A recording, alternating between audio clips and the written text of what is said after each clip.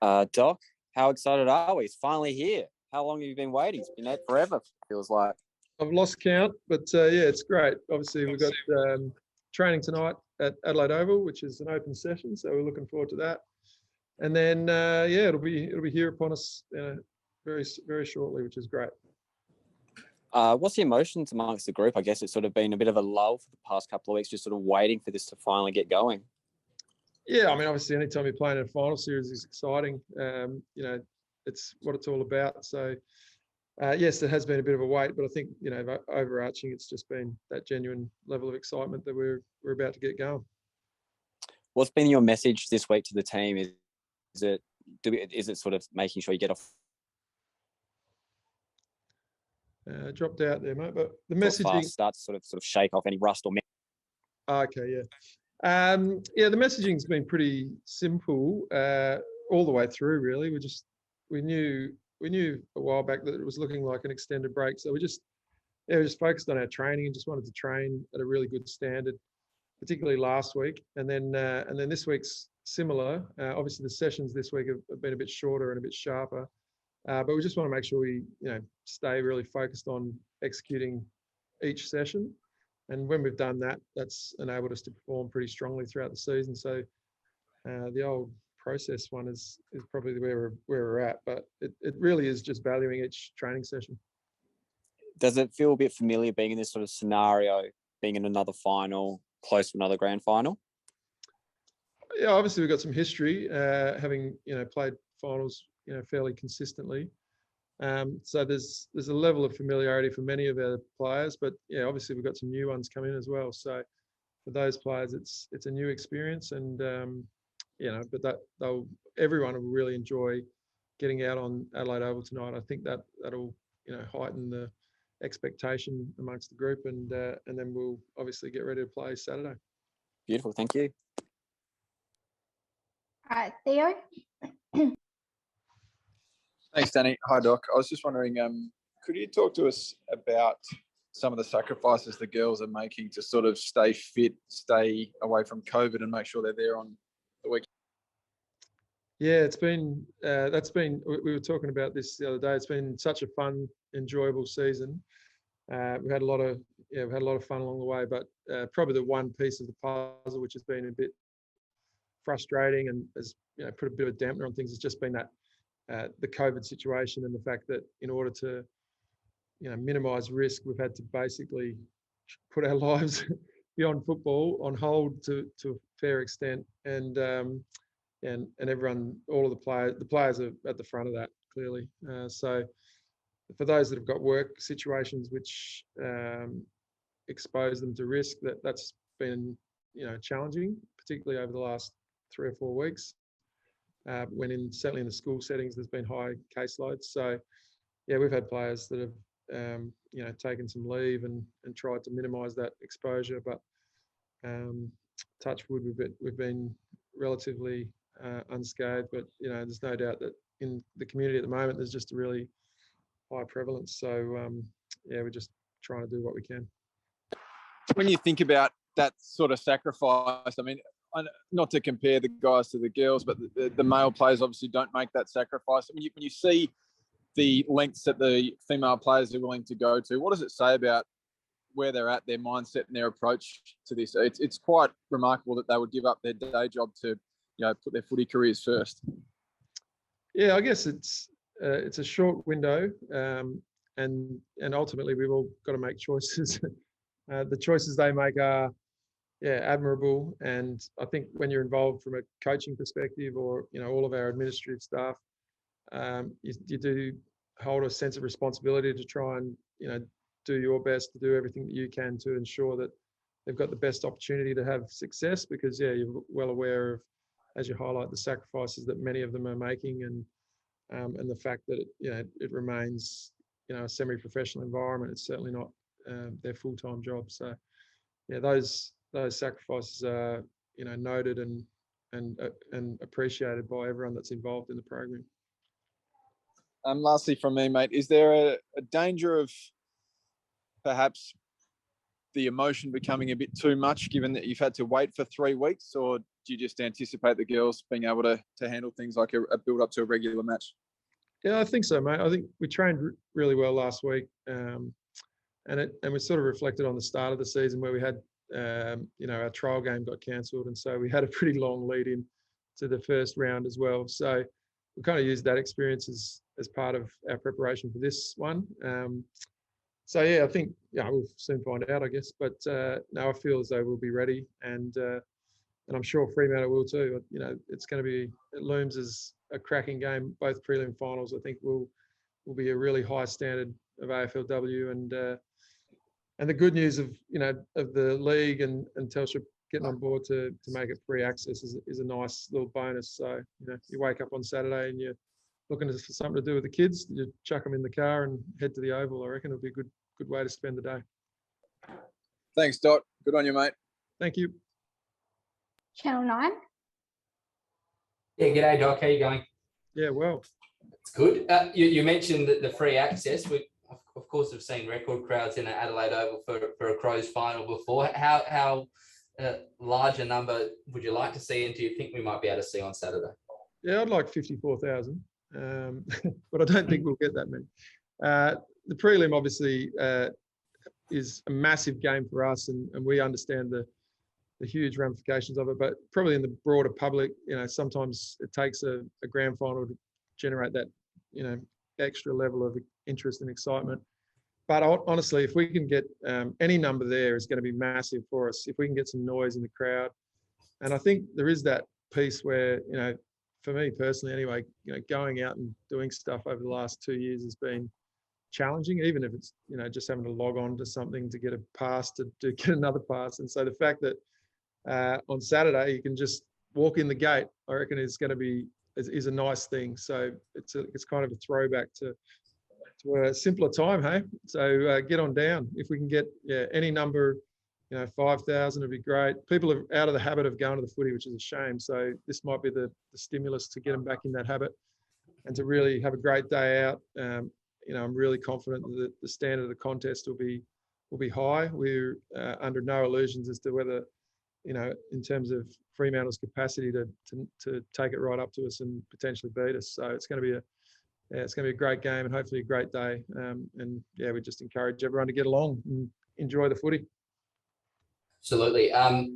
You sort of touched on it just before, but is there almost are you almost taking this is a round one sort of approach into a final, just given that you've sort of gone 3-4 weeks without real competitive footy, but you, of course, given the stakes, you need to be in a situation where you come out of the blocks firing? Yeah, no, we trained, as I said, we trained pretty hard last week, and that was purposeful because of the break. But sometimes that is to your benefit. You can actually get almost more out of 2 really solid training sessions than you would have out of a game. As silly as that sounds, the training can sometimes be a bit tougher than the game itself. So we used that opportunity, and then we've still obviously had plenty of time to make sure that everyone with any niggles are well rested, and that that will be fresh going in. So it's one of those years, isn't it? It's you don't get to choose the circumstances upon which you front up, but we'll be ready. Don't worry, we'll be ready. Have you lost some advantage in the fact that you finished where you did, but Freo now still come in off a bit of a spell as well? Yeah, well, my kids have got a good saying that comes from their kindergarten: "Get what you get, and you don't get upset." So we'll be right.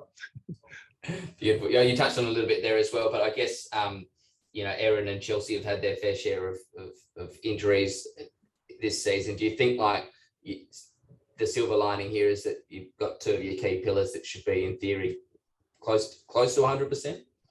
Yeah, that's it. So there's always swings and roundabouts on everything. So clearly the extra week has enabled any minor ailment to be fully recovered, and then the flip side is the slight lack of continuity. But we'll take a healthy squad in, and that's a good starting point. Brilliant. And you keep racking up 50-game milestone players, but what's Sarah Allen meant to this team, and what she meant to this team? Oh, well, both. So Sarah and Stevie Lee both. And Stevie, yes, sir. Play their 50th together, which is lovely. And they're both in our leadership group. They're really central figures in our program, and to have played, all bar 2, I guess, because Eb played them all. So to played all bar 2 games throughout the run, and Stevie only missed one of hers earlier this year, one through COVID and one where she pulled out right before the start of the game. So incredible durability, but just their presence and the way that they guide their teammates, and obviously Sarah down back just has led the team. She's captained the team in Chelsea's absence, and so her progression over the last couple of years as a leader has been really significant as well. She's quietly spoken, but when she speaks, they listen. And in truth, she doesn't need to speak too much because she just sort of lets her actions do the talking. So both of them are, really important parts of our program. We're really pleased for them to reach this milestone. We'll hopefully celebrate it in good style. Absolutely. Hopefully. Thanks, Doc. Cheers. Thanks, Mark. Steve from the AOP. Thanks, Danny. Hi, Matthew. I'm just interested in your, I guess, lessons learned from the last time you played Freo. You had such a inside 50s were lopsided. I guess, how do you better capitalise on that going forward, even though you kept them, I think it was 4 inside 50s themselves in the last half. But, yeah, what lessons did you learn from that, and what do you have to do a bit better this time around? Yeah, it was. I thought the first half of that game was a cracking game. The ball flowed up and down. It was, really open, and both teams were able to use the ball pretty well. There was significant changes to both teams from that game, and so we probably won't read a heap into it. Yeah, the second half we dominated field position, and sometimes when you do that, you get those repeat inside 50s. Often you're going back into density, and therefore your conversion can diminish somewhat. But yeah, there's probably opportunities for us to just shift the angle a little bit and try and use the open side a little bit more in those situations. If we can get that scenario again, mate, I'll be very happy. I don't envisage it's going to probably play out like that. So, but if it does, yeah, there's probably ways that we can, manufacture better looks at goal in a high density situation.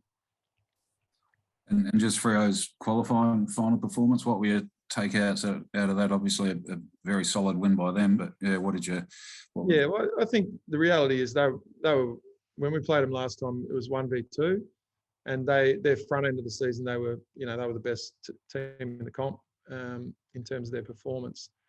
Then they had obviously they were hubbing in Melbourne. They came back. Our game was a really tight game. They were missing a couple of key players.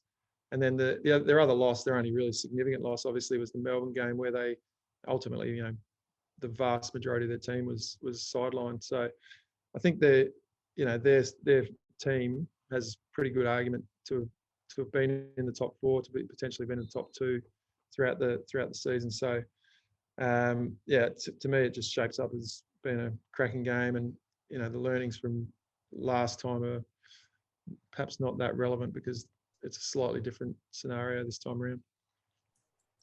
All right, thank you. All right. Liz from the Tizer. I'm hoping you can hear me. I'm having a few tech difficulties today. Can you hear me? Loud and clear, Liz. Oh, hooray. Excellent. Okay, great. I'm just wondering, tonight's training session, how important will that be for your selection calls, or have you already thought about who you want to take into this game? Yeah, well, obviously we put a fair bit of thought into it already, but there are a couple of spots which are still up for grabs. And obviously we need everyone to get through the session well. It'll be another sharp session, and there'll be a little bit of intensity about it. But yeah, no, training's important, and obviously with this lead-in, we're having to really select off of training form to some extent. Although obviously we've got 10 games to reference also. So it'll be significant, but it probably won't be the absolute critical factor. We'll probably assess form across the year, and also our opponent and what we need in terms of the balance of the group as much as anything. You made 6 changes ahead of the St Kilda game in round 10. Are you expecting, lots of changes for this team? Obviously, one is forced with EJ out, but do you think we might see 6 or any? Yeah, Yeah, there'll be some change. We were really purposeful in what we did in round 10. I felt that we needed to add some sharpness and freshness to the group, but towards the back end of the last game of the year. But equally, some of the players that missed out that week had really strong seasons. So, yeah, we'll pick our best team, the team that we think is best suited to beat Freo on this weekend, and yeah, there'll be some change. You've said it all season, but the depth of the Crow squad has sort of been a real benefit to you. Am I correct? Yeah, no, absolutely. And we coming in, we knew the probability of some COVID interruption, and we did have that through the middle part. I think one game we missed 4 or 5 players, so we knew that we were going to have to draw on the depth. But we also were really confident and happy with the way the preseason has shaken out in terms of lots of players putting their hands up. In the end, we've played 29 thus far, and Dana Cox is the only one not to have had a run, but clearly she's dual premiership player and has got capacity to step in if required. So that's a good starting point. And clearly, tonight selection will be really tough because 9 of those players won't get to run out this weekend, which is challenging. Speaking of COVID, do you have any players in the health and safety protocols at the moment?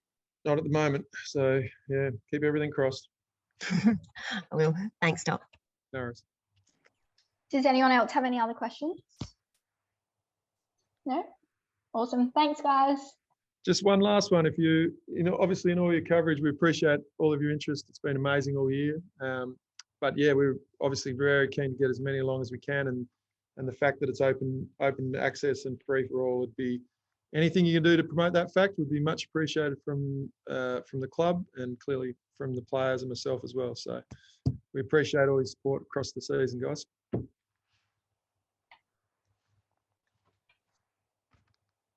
Thanks, Doc.